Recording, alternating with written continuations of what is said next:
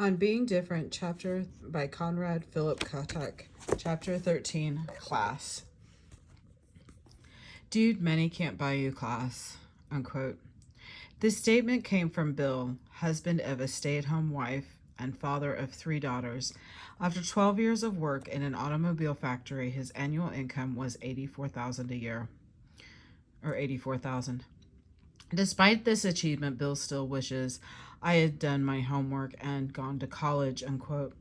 At age 32, Bill now reads the books his mother begged him to read during his adolescence.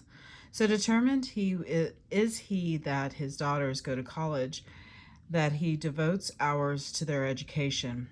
He volunteers in their classroom, reads to them, helps with homework, and rewards them generously for the A's they bring home.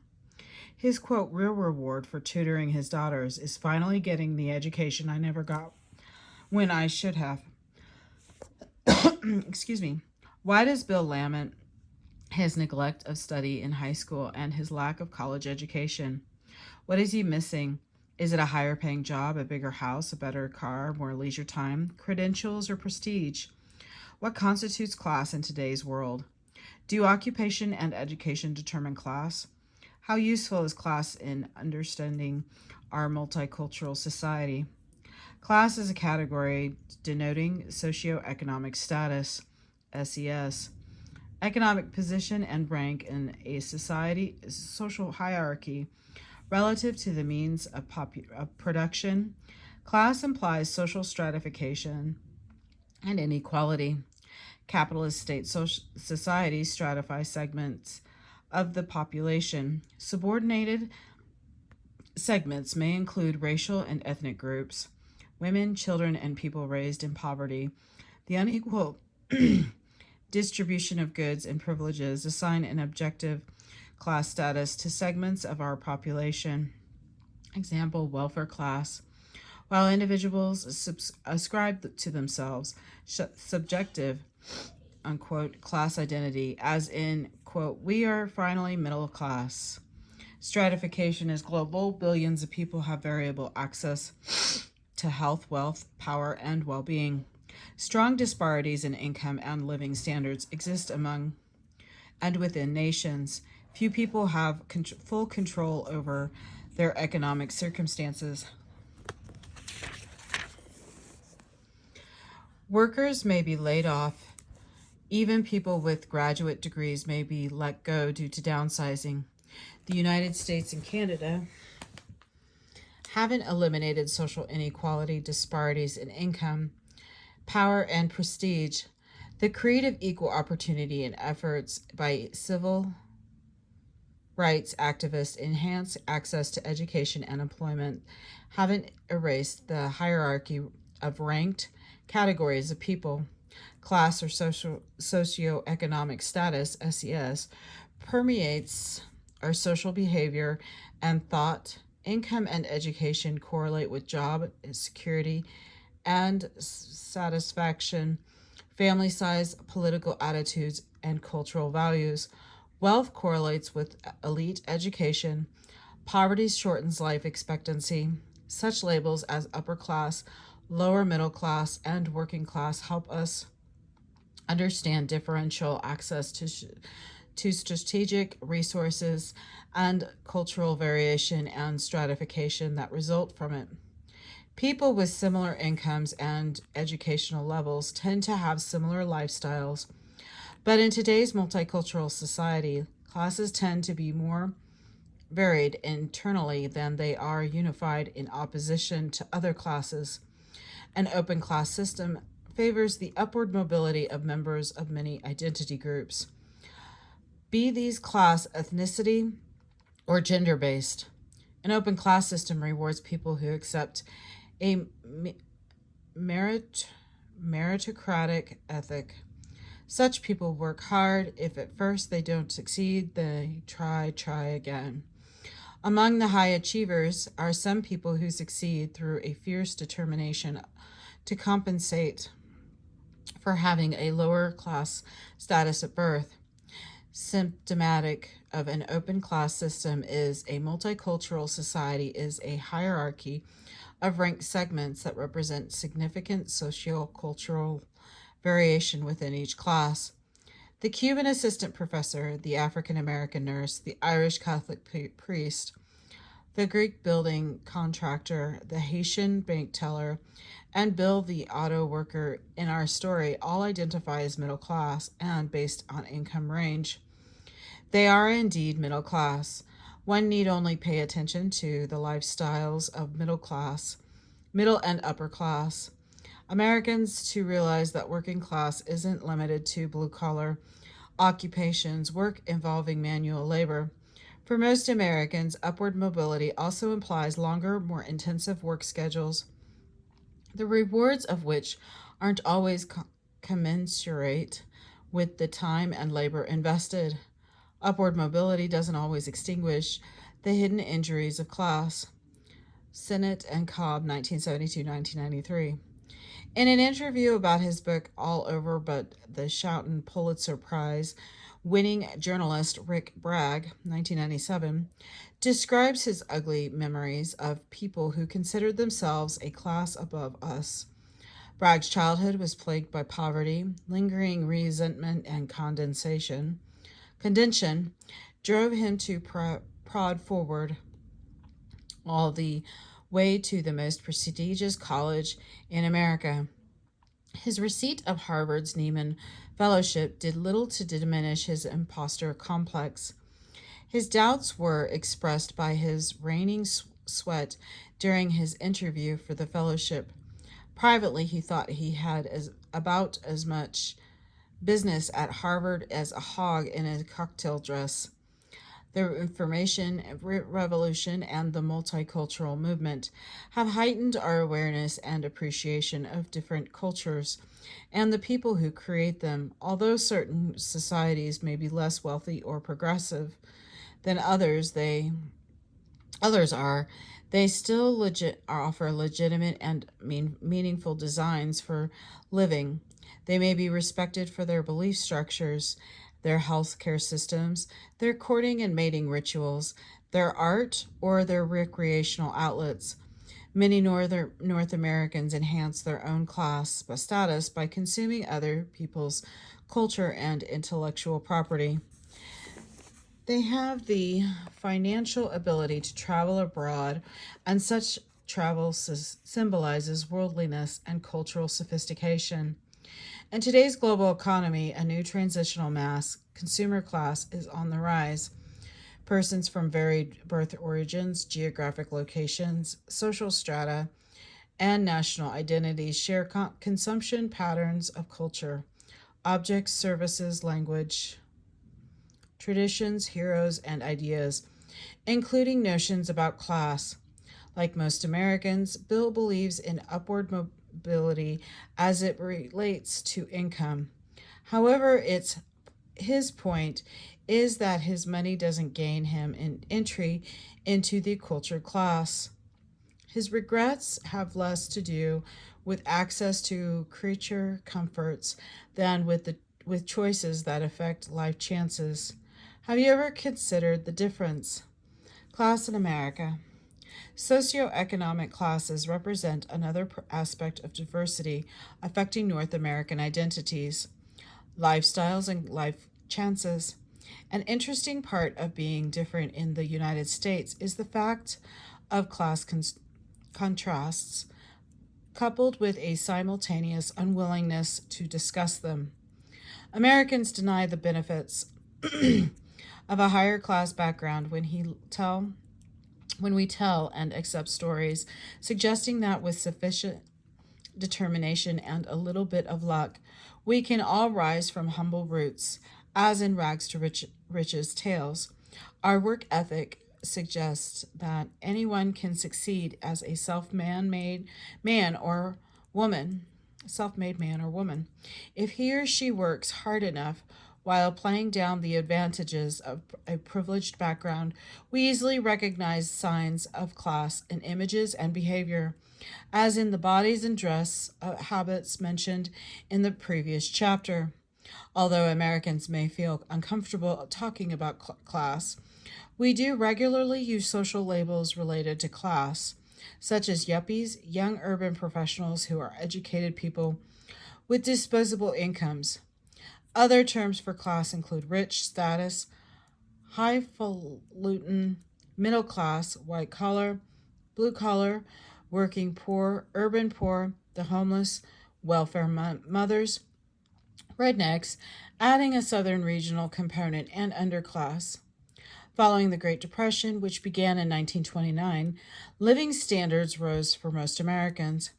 When W. Lloyd Warner and his associates did their classic social research in a New England town they called Yankee City during the 1930s, they found a class structure that differed substantially from today's American class system.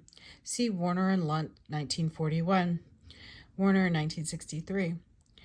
With educational opportunities are limited to then and a much smaller inventory of professions, for people to aspire to the elite and middle class were much smaller during the 1930s than they are now.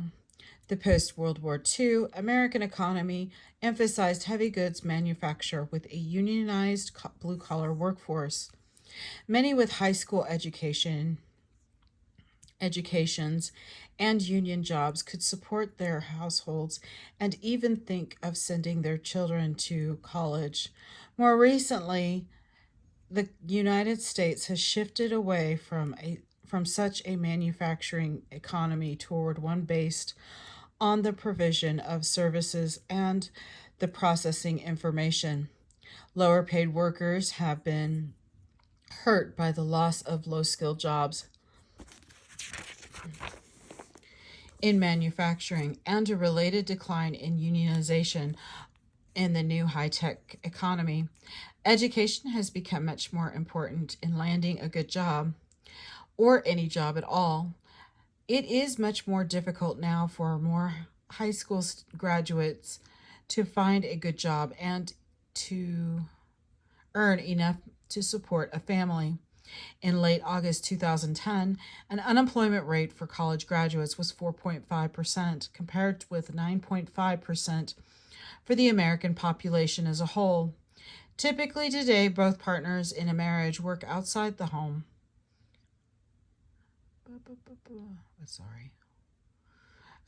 Sorry, I got lost. That happens. When they are well-educated professionals, their combined income permits a life of relative luxury, if not leisure.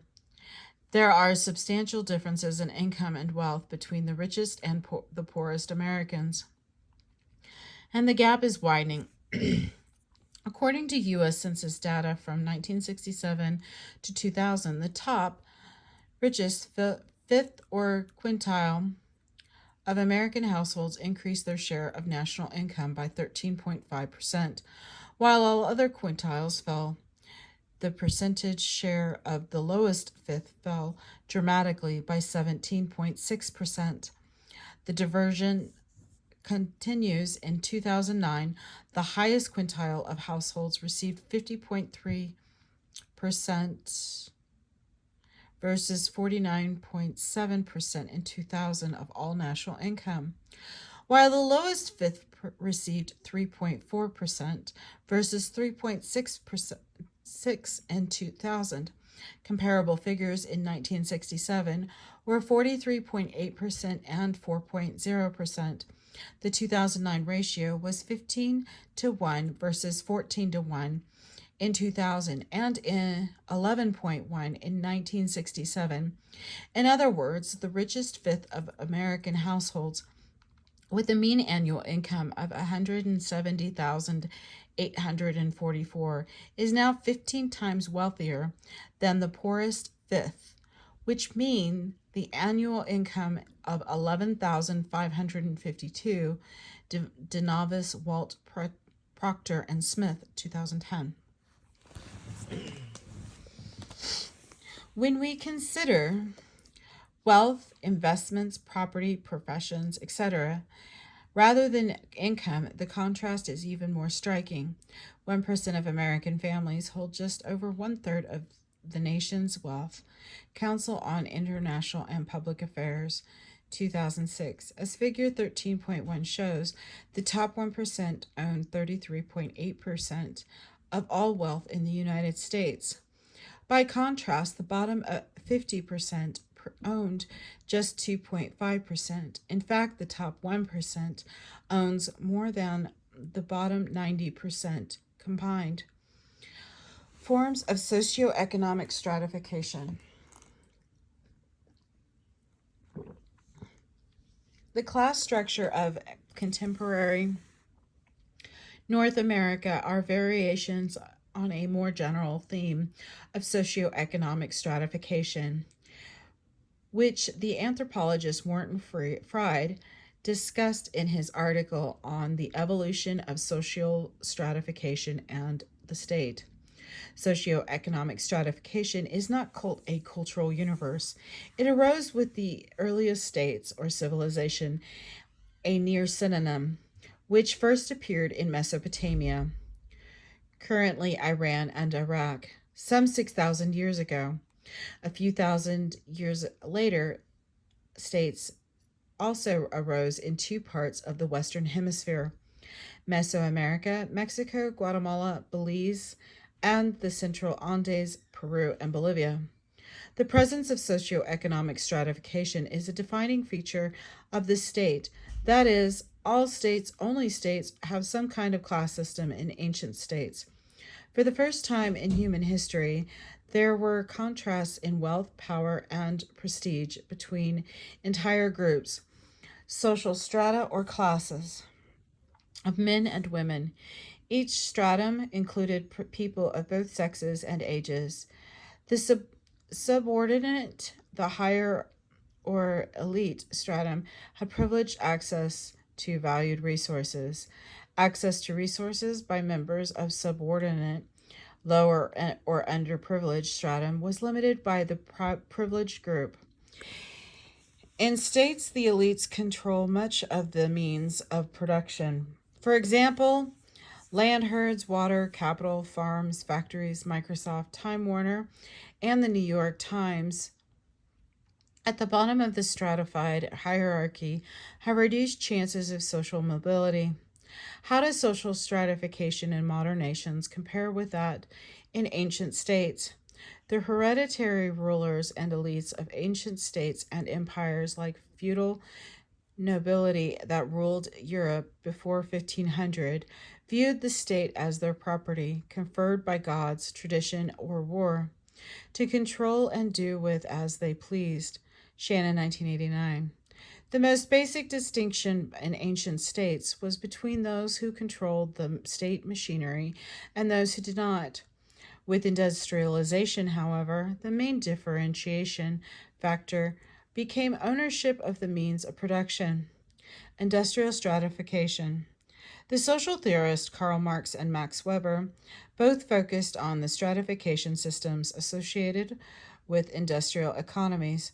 The socioeconomic effects of the Industrial Revolution, which began in England around 1750, were mixed.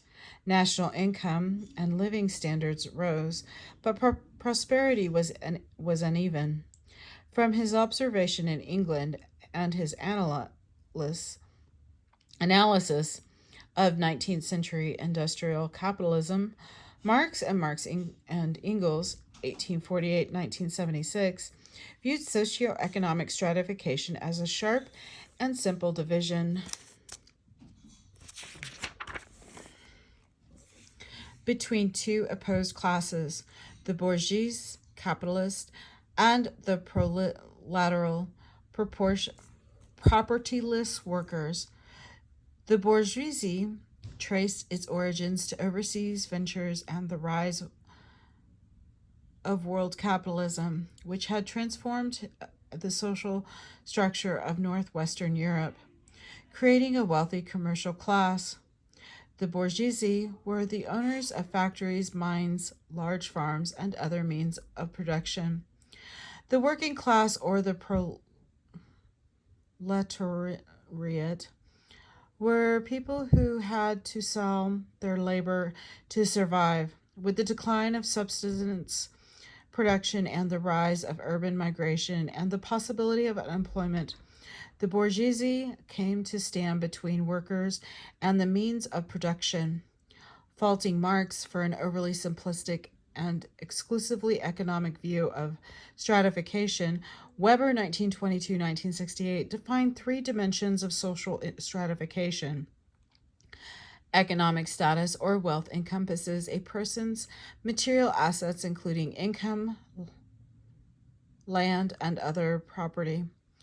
Power, the ability to exercise one's will over others, to do what one wants, is the basis of political status, and prestige, the basis of social status, refers to esteem, respect, or approval or acts of deeds or qualities considered exemplary. Prestige or cultural capital, Bordeaux, 1984, gives people a sense of worth and respect, which they may convert into economic advantage. Having one of three does not entail having the others, but wealth, power, and prestige do tend to be associated. Again, disputing Marx, Weber also argued that social solidarity based on ethnicity, religion, race, nationality, and other attributes often took priority over class. Social identity based on economic status. Class consciousness. Recognition of collective interest and personal identification with one's economic group was a vital part of Marx's view of class. He saw the bourgeoisie and proletariat as groups with radically opposed interests. Marx viewed classes as powerful collective forces that could mobilize human energies to influence the course of history. On the basis of their common experience, Marx predicted workers would develop class consciousness, which would lead to revolutionary change. Although no proletarian revolution was to occur in England, workers did develop organizations to protect their interests and increase their share of industrial profits. During the 19th century, trade unions and socialist parties emerged to express rising anti-capitalist spirits. By 1900, many Western nations had factory legislation, social welfare programs, and rising mass living standards. In today's capitalist world system, the class division between owners and workers is worldwide. However, publicly traded companies complicate the division between capitalists and workers in industrial nations. Through pension plans and personal investments, many American workers now have some proprietary interest in the means of production. They are part owners within propertyless workers. The key difference is that the wealthy have control over these means. The key capitalist now is not the factory owner, who may have been replaced by thousands of stockholders, but the CEO or the chair of the board of directors, neither of whom may actually own the corporation. Modern class systems aren't simple or dichotomous. They include a middle class of skilled and professional workers. Gerard Linsky, 1966, argued that social equality tends to increase in advanced industrial societies. The growth of middle class softens the polarization between owners and workers. Intermediate occupations proliferate, creating opportunities for social mobility. The stratification system grows more complex. Gideon's 1973. However, in some contemporary nations, the middle class may be shrinking as the rich get richer and the poor get poorer. There is even evidence for an increasingly bifurcated class system, with a widening gap between richest few and the poor many. In the United States, Poverty and homelessness. For centuries, a continuing to fuel immigration, there has been the view of the United States as a land opportunity where one can make a better living and at home in another country. This view may be accurate with respect to the world's less developed countries. However, opportunities and life chances in the United States and Canada are not distributed equally. The United States has the highest poverty rate of the 40 member countries of the Organization for Economic Cooperation and Development, the OECD. About 37 million Americans live in poverty. Many of them are rural Southerners, black and white, with limited access to job opportunities, particularly those that require higher education. Mississippi has the nation's highest poverty rate. Poverty persists in North America, although it has been reduced substantially compared with 50 years ago. The U.S. poverty rate, figure 13.2, declined each year between 1993 and 2000, when it stood at 11.3%, its second lowest percentage ever. It rose slightly every year after that until 2005. The year it fell 0.1% from 12.7 in 2004 to 12.6%, where it hovered until 2009 when it jumped to 14.3%, the highest figure since 1994. See Table 13.1.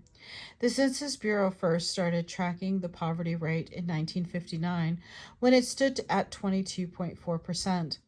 This was a few years before President Lyndon Johnson launched his important war on poverty. From that all-time high, the rate declined steadily to an all-time low of 11.1%.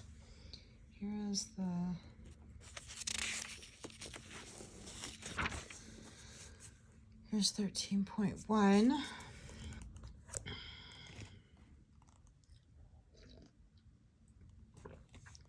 In 1973, the poverty rate was 14% or higher from 1981 to 1995. In that period, the number of poor Americans rose from 24.5 million to 36.4 million. Statistical Abstract of the United States, 1991-1996. The direction of the poverty rate turned in the mid-1990s, falling steadily from 15.1% in 1993 to 11.3% in 2000.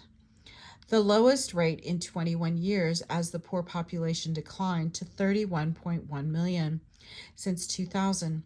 The rate and the number of Americans living in poverty have risen again, most substantially during the Great Recession that began in 2008. See Table 13.1. The rise in prosperity in the late 1990s was distributed across all social groups. In 2000, median household income rose to or matched the all-time highs for African Americans, Hispanics, non-Hispanic whites, Asians, and indeed for all American households. Adjusted for inflation, real household income has fallen for all these groups except non-Hispanic whites. Since then, see Table 13.2. The late 1990s posed quite a contrast to the 1980s, when 70% of the increase in American family incomes went to the top 1% of the population. NASAR 1992A and B. The top 5% were earning 24% of total national income in 1989, up from 18% in 1977. The share of the national income received by the bottom 60% declined from 34 to 29% in that same period and stood at 23% in 2007. Despite the good news of the late 1990s, the recession that began in the late 2000 became a matter of serious policy concern in 2001, especially after September September 11th. Another recession began in 2008. Sorry. And there is worry about a double dip recession as of this writing. Although poverty was reduced during the 1990s, the gap between the top, richest quintile and the other four quintiles continued to widen and has increased steadily since 2001. Much of the poverty in industrial nations is caused by unemployment. The ongoing North American economic shift from manufacturing to services and information demands a better educated and more skilled workforce. Less well educated people find it especially hard to make a living in the new economy.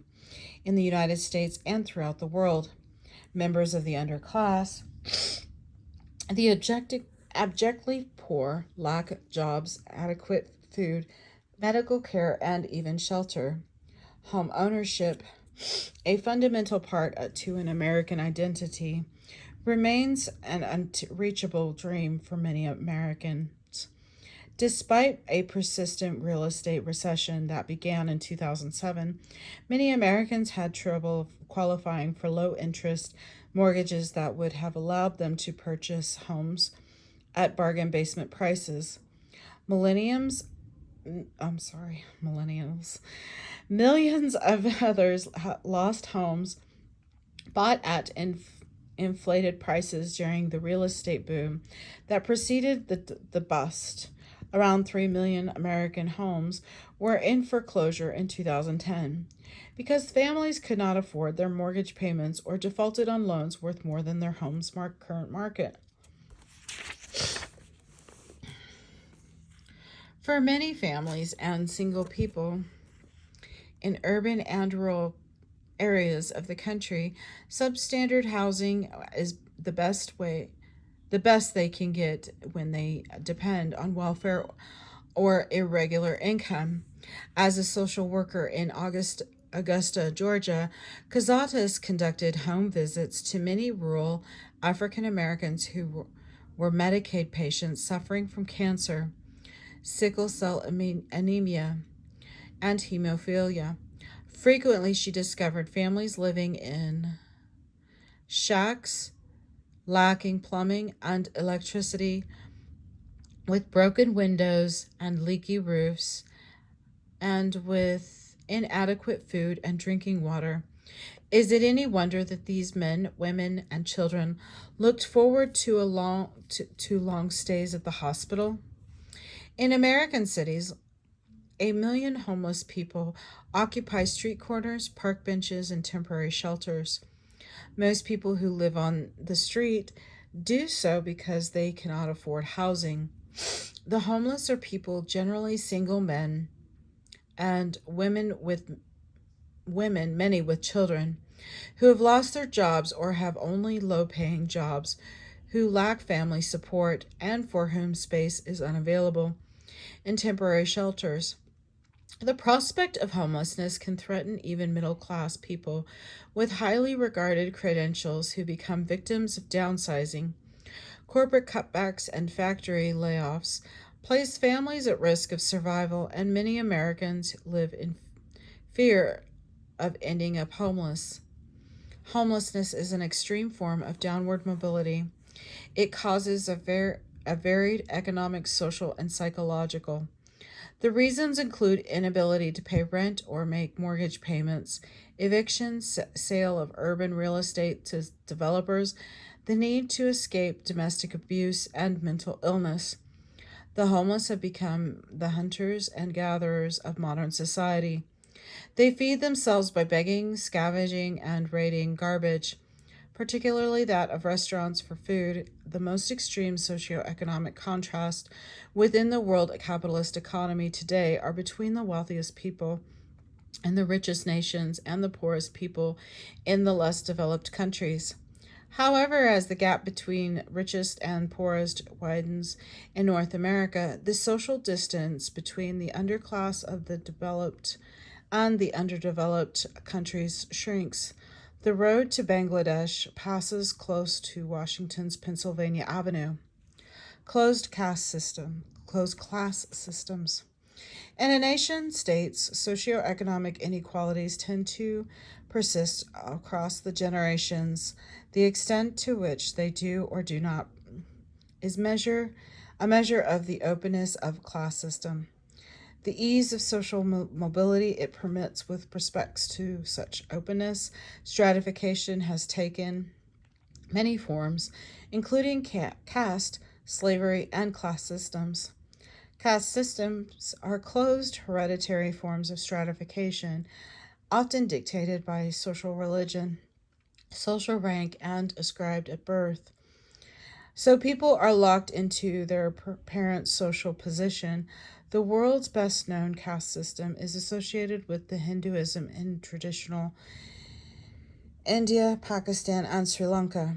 Another caste-like system, apartheid, plagued South Africa until recently. Blacks, whites, and Asians had their own separate and unequal neighborhoods, schools, laws, and punishments. Slavery, in which people are treated as property, is the most extreme and coercive form of legalized inequality. 2009, the film District 9 was one of the 10 nominated for the Best Picture Oscar. District 9 projects of South Africa's legacy of apartheid onto a human alien encounter as cultural bearing extraterrestrials are forcibly segregated into a concentration camp known as District 9. The aliens, through although technology advanced even to have reached Earth, are denigrated as pawns lacking in humanity. Science fiction symbolic portrayals of human alien and alien encounters can help raise awareness of arbitrary and unfair discriminations that exist right here on Earth. Can you think of other examples? Sorry, I'm going to take a sip. Domination, hegemony, and resistance. Systems of the domination, cultural, socioeconomic, political, or religious, always have their more muted aspects along with their public dimensions.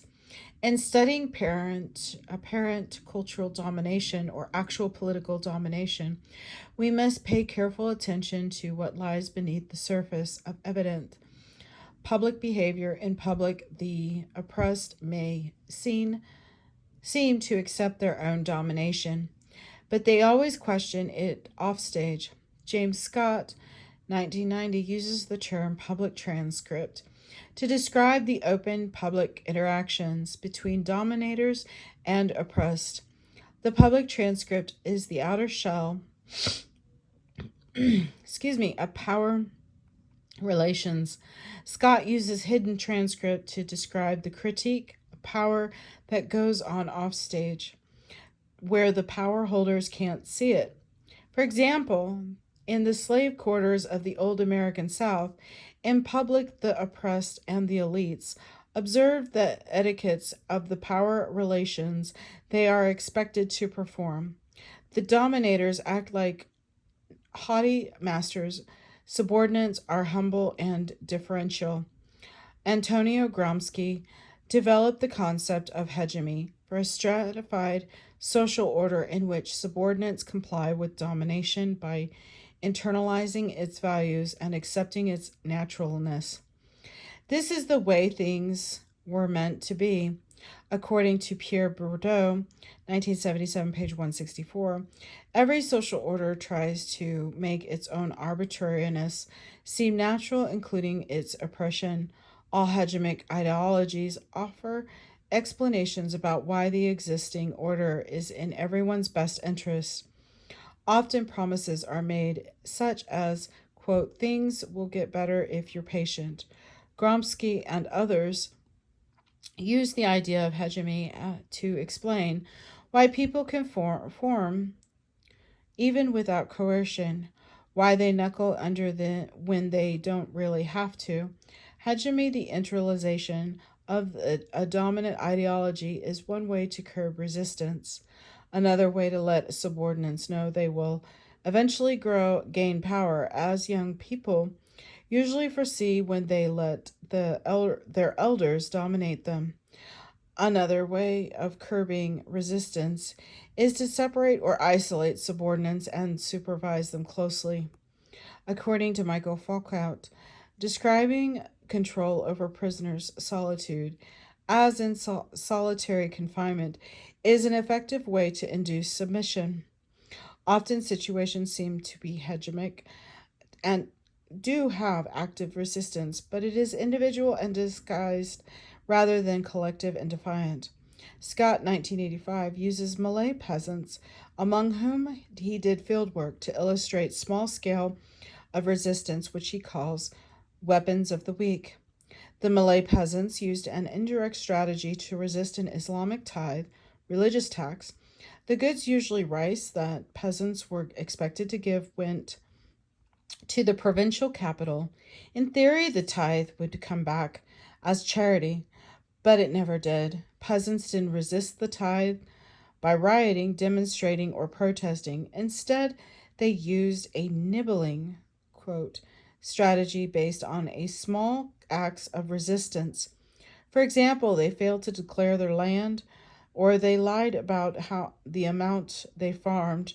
They underpaid the delivered rice, contaminated with water, rocks, or mud. To add weight, because of this resistance, only 15% of what was due was actually paid. Subordinates also used various strategies to protest or resist publicly, but again, often in disguised form. Discontent may be expressed in public rituals and language, including metaphors, euphemisms, and folk tales. For example, trickster tales like the Brer Rabbit, stories told by slaves in the southern United States, celebrate the wiles of the weak as they triumph over the strong. Resistance is most likely to be expressed openly when the oppressed were allowed to assemble. In such contexts, people see their dreams and anger shared by others with whom they haven't been direct contact. The oppressed may draw courage from with whom they haven't been in direct contact. The oppressed may draw courage from, oh my goodness gracious, the crowd from its visual and emotional impact and its anonymity. Sensing danger, the elites discourage such gatherings. They try to limit and control holidays, funerals, dances. United States gatherings of 5 or more slaves were forbidden unless a white person was present. Factors that impede the formation of communities, for example, geographic or cultural separateness, also work to curb resistance. Thus, U.S. plantation owners sought slaves with diverse African ethnic and linguistic backgrounds, but diversity can be overcome. Despite the measures used to separate them, the slaves resisted. They devised their own tales of popular culture, linguistic codes, and religious vision. The masters taught portions of the Bible that stressed compliance, but the slaves preferred the story of Moses, the promised land, and deliverance. Prominent in the slaves' religious beliefs was the idea of a reversal in the conditions of whites and blacks. According to Scott, 1990, people can always imagine an end to oppressive conditions. Slaves also resisted directly through sabotage and flight. In many parts of the Western Hemisphere, slaves fled and established free communities in remote and isolated areas. Hidden transcripts tend to be expressed at certain times, festivals and carnivals, in certain places. Because of its costumed anonymity and its ritual structure, reversal. Carnival, a pre-Lenten festival comparable to Mardi Gras in Louisiana, popular in Brazil and in certain Mediterranean and Caribbean societies, and an excellent area for exposing normally suppressed speech and aggression. Anti-hegemonic discourse. Discourse includes talks, speeches, gestures, and actions. Carnivals, which are public rituals of reversal, celebrate freedom through immodesty, dancing, gluttony, and sexuality. Damata, 1991. Carnival may begin as a playful outlet for frustrations built up during the year.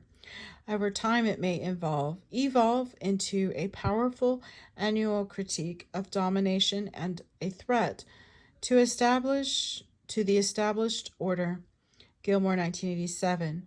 Recognizing that ceremonial license could turn into political defiance, the Spanish dictator Francisco Franco banned Carnival. In medieval Europe, according to Mikhail Bakhtin, the market was the main place where the dominant ideology was questioned. The anonymity of the crowd put people on an equal footing. Of the deference used with lords and clergy didn't apply to the marketplace.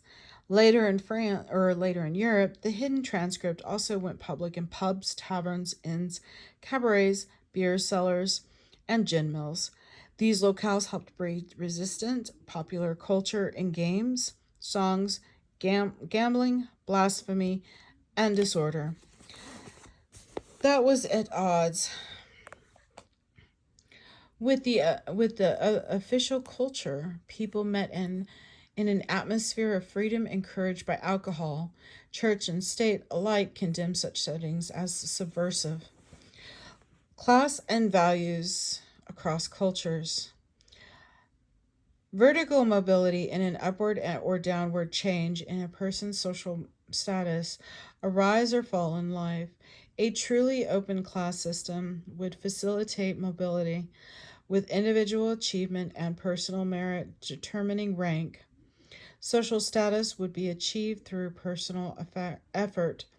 Things would actually work the way they were supposed to work.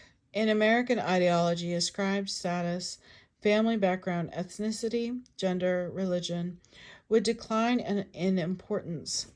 Compared with ancient states, modern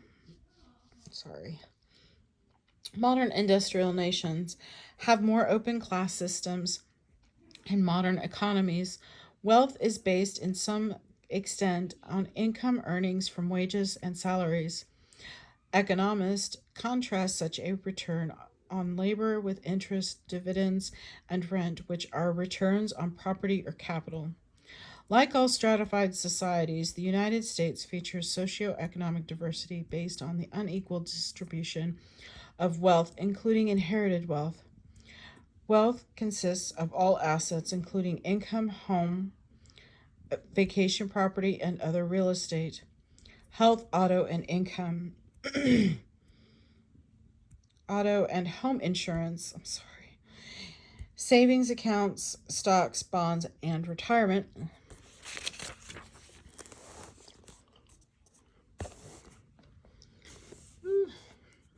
Accounts, as mentioned previously, class tends to be more marked in wealth than in income. Despite the American core values of hard work, occupational success, and financial independence, the nation is divided and subdivided by wealth contrasts. At one extreme are unwealthy business, entertainment, and sports figures. At the other are the working poor, people who work at least 27 weeks a year. But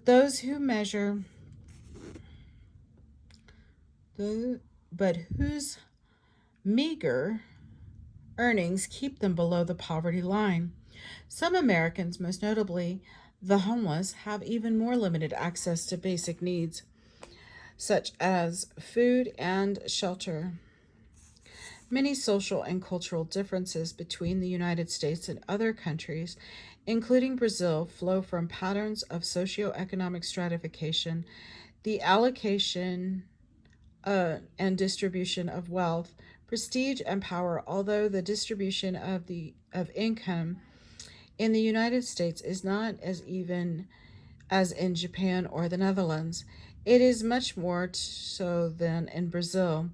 Latin notions with strongly hierarchical systems of vested wealth and power tend to resist competition and change. Mobility values found in wealth and power tend to resist competition and change. Mobility values found in more open class systems, such as the United States and Canada, work in opposition to established privileges. Brazilian society, for example, is self-consciously hierarchical. American society is self-consciously democratic. This doesn't mean that the United States lacks socioeconomic contrast, social classes, or major impediments to social mobility, but Brazilian poverty is much more extreme than poverty in the United States. The most affluent 20% of American households average 15 times the income of the poorest fifth. The analogous multiple is more than 30 in Brazil. Comparing resource distribution, Brazil has a much wider gap between richest and poorest, and Brazilians are much more class conscious than Americans are. Most Americans, regardless of income, consider themselves to be middle class, and most are. As has been stated, Americans have trouble dealing with and even recognizing class differences. Like Weberians, followers of Max Weber, U.S. citizens prefer to make social distinctions in terms of factors other than class, such as religion, race, or occupation. With their ideology of equality, Americans feel uneasy using such labels as lower class, working class, or upper class. We reluctant to acknowledge a role for class background because we believe that ours is an open society in which capable people can rise through their own efforts and hard work. Self-sufficiency and individual achievement are such powerful American values that we resent and often deny that class backgrounds does affect chances for success. As our culture reconstructs its history, we forget that many of our self-made men, unquote, came from wealthy families.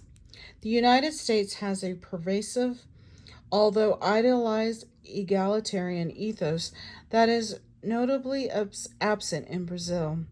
Our Constitution tells us that all men, and by extension women, are created equal, although it is well known that in practice, U.S. justice is neither blind nor equal.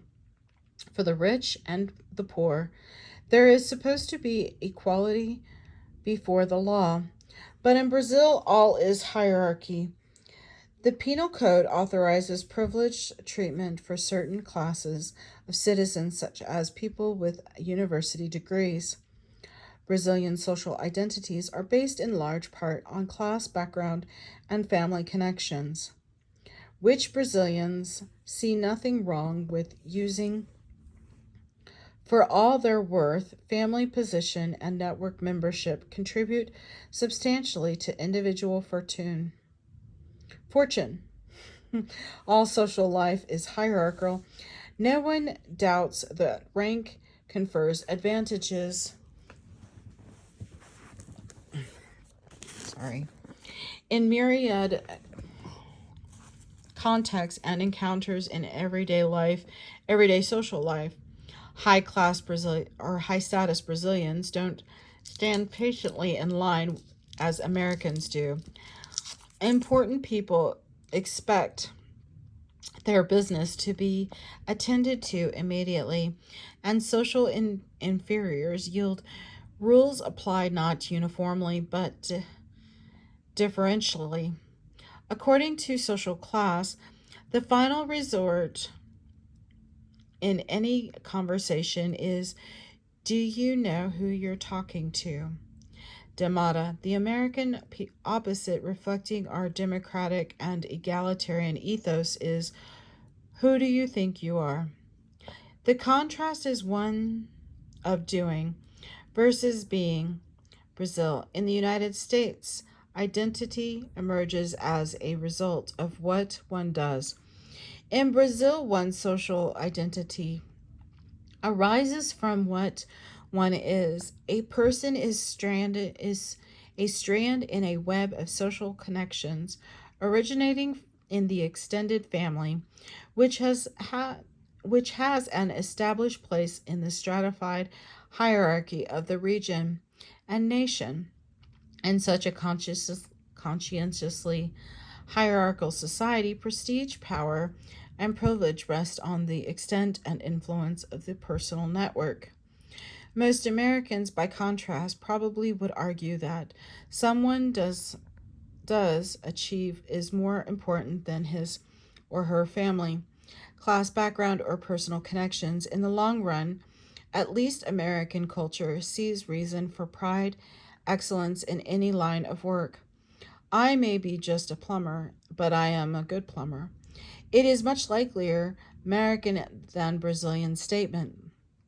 Class-based diversity is evident in the mainstream media. For example, the lazy rich man, who in the United States is a playboy or a ne'er-do-well, in Brazil, in life and media, can enjoy gracefully what family status or fortune was generous enough to provide.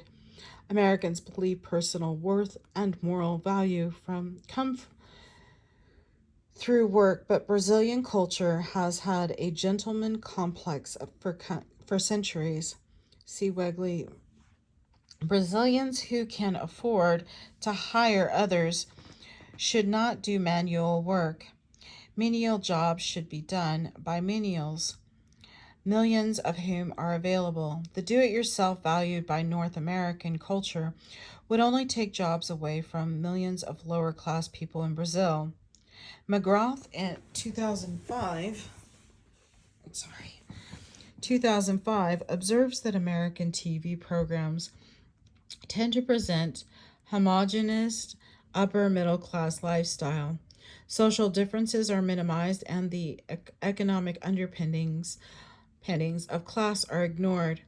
Class contrasts are much more evident on Brazilian television. Brazilian characters discuss class identity opportunities openly. To rise in life, Subir na vida is one of the most common telenovela expressions. Most telenovas are modern-day Cinderella stories. A girl or boy from a lower status family, but never objectively poor, falls in love and eventually marries someone from a richer family. A talented young man who rises in life on Brazilian TV typically gets a job through his wealthy father-in-law. For ascendant young women, the marriage alone is sufficient to grant social mobility. By contrast, true to American ideology, if not to fact, most American tales with similar themes have a male or female hero make it on his own through work, education, talent, and some kind of self-growth. The expectation is for social status to rise through individual achievement. Diversity within social categories. Class labels like those associated with race and ethnicity can conceal considerable diversity through their ways of being different within the social categories such as black, white, or poor. And we hear about them every day. For example, differentiation within America's black population dates back to the era of enslavement. Those with lighter skin color worked as house servants rather than as field workers. This status distinction continued through Reconstruction. Early in the 20th century, upward mobility distinguished prosperous urban blacks from their poorer rural counterparts. Fraser, 1957. Many African Americans still accord higher status to the light-skinned black. Following the civil rights movement of the 1960s, the new, quote, black middle class consisted of teachers, social workers, nurses, small business owners, and managers. Some of these positions reflected affirmative action policies. Most were concentrated in the public sector of the American economy. Northern African Americans shared class markers with Northern whites, which further differentiated them from Southern blacks. Hogan and Featherman, 1977. One aspect of stratification among African Americans has been called neo-colonial model. This stratification among African Americans has been called the neo-colonial model. I'm sorry I did that. Okay. This is the idea that African American professionals negotiate and maintain their own privileged status while perpetuating a disadvantage, largely black underclass, countering neo-colonialist tendencies and active intellectual Afrocentric elite works for the advancement of all black people. The Afrocentric movement was launched in the late 1960s and early 1970s to promote black economic equality. Its agenda now involves fostering the political freedom and cultural integrity of diasporic Africans as people with a past and a future that override enslavement. Discrepancies in access to information networks, skills, and employment continue both between and within racial and ethnic groups. Our economy includes racialized jobs, such as migrant agricultural work. Low-skilled jobs such as janitorial work in hotels, restaurants, hospitals, and universities tend to be held by minorities. Intersections of class and culture are especially illuminating and understanding the position of the power regardless of their race or ethnicity. Historically and cross-culturally, the poor have been classified as functionally and morally inferior to their more prosperous counterparts. Distorted images of the poor prevail in our assumptions about the welfare class. Diversity among the poor contradicts the people's tendency to see welfare recipients as a kind of people with a fixed socio-economic profile and set of values. Many welfare recipients have previously worked and are participating in the welfare system for a brief period following a crisis. Most welfare recipients actively seek to rejoin the formal labor force. Monroe and Tiller, 2001. A study of 84 welfare-reliant rural women, 80% of whom were African Americans, revealed that they prized work, but they were limited by the black rural labor market. Having internalized the American work ethic, these women wished for the tangible and symbolic benefits of paid employment, excluded from the formal labor force and aware of those peers who abused the system. These women hoped to return to or to acquire work for pay. Meanwhile, they engaged in informal labor, resource exchanges, and value-added activities to stretch their meager resources.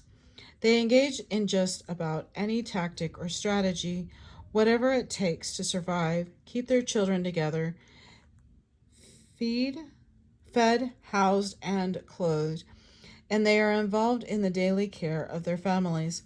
Just like many other American mothers, Monroe and Tiller. How do we judge these activities by welfare mothers? If by work we mean paid labor, Do we stigmatize middle-class women who are stay-at-home moms? How about upper-class women who are volunteer their time to various social causes or engage leisure and recreational activities with their peers, all without earning wages or salary? How much attention do we pay to diversity among whites? Stereotypes about poor Southern whites have fueled the idea of a white trash culture, characterized as backward or excessive to the norm. From the darker aspects of racial politics, the Ku Klux Klan, feuding, incest, and cult of the rebel, to country mosaic, faith healing, and snake handling, and the phenomena of Elvis veneration, of violence and excess, of hysterical gorging and indulging in food, drink, and drugs, and of living life large and in mythic terms, and Southern culture rife with cults and worship of the dead and the lost, from fundamentalist Christian sects to the adoration of the Confederate cause. The experience of poor rural whites as different from and less than the societal norm may be as painful and destructive as the experience of poor urban blacks. Both groups are victims of classism that marginalizes and subordinates the poor, whatever their color. According to Sweeney, white trash is an aesthetic of ultimately marginalized. In other words, of another social critic, to call someone white trash is the last racist thing you can say and get away with. Quoted in Sweeney, 2001. Diversity among the poor also reflects age and gender. More children live in poverty, 18.5% in 2008, than the overall U.S. poverty rate, 13.2% in 2008.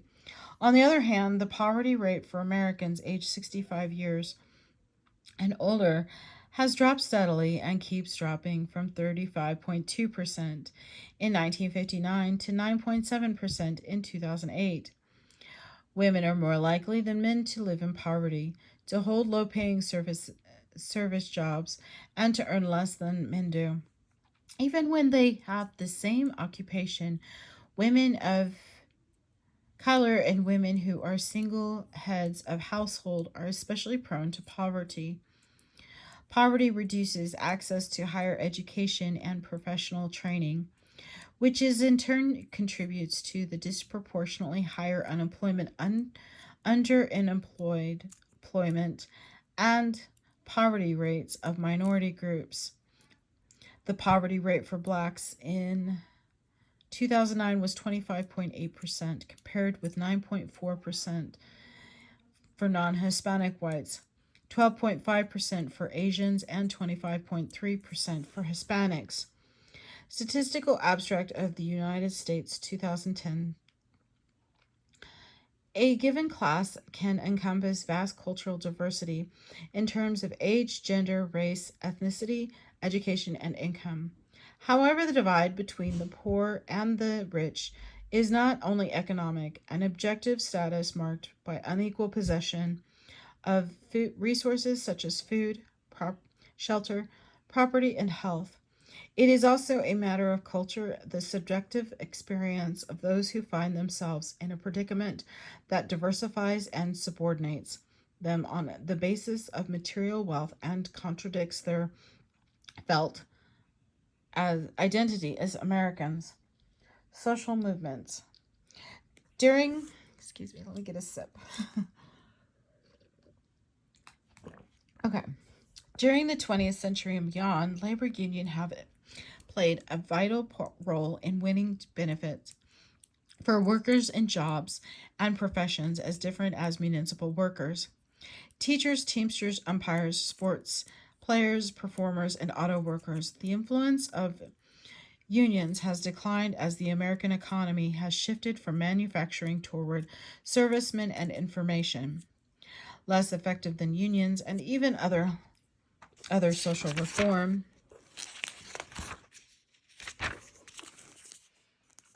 Movements, such as those aimed at environmental justice, have been poverty-based identity politics. Impoverished people are heterogeneous socially and weak politically. Social movements thrive on collective political action fueled by worthiness, unity, numbers, and commitments. As we have argued, multiculturalism depends on effective leaders who have the education, financially stability, and political power to organize and mobilize their people. Given the nature of poverty, the poor are less likely than other minorities to produce such leadership. To be sure, there are public assistance policies and programs designed to help meet the needs of economically disfranchised communities. These include Social Security for older and disabled people, aid to families with dependent children, the Personal Responsibility and Work Opportunity Reconciliation Act, the Special Supplemental Program for Women,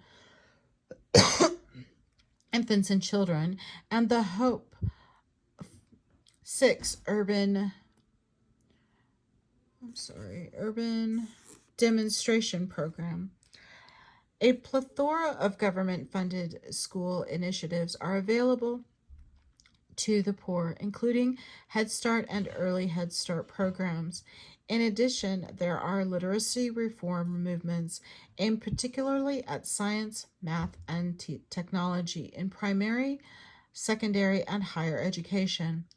Although the leaders of such interventions are not poor or disempowered, presently such movements to change the system from the inside may well be driven by empowered descendants of historically oppressed and underrepresented minorities, especially first and second generation college graduates.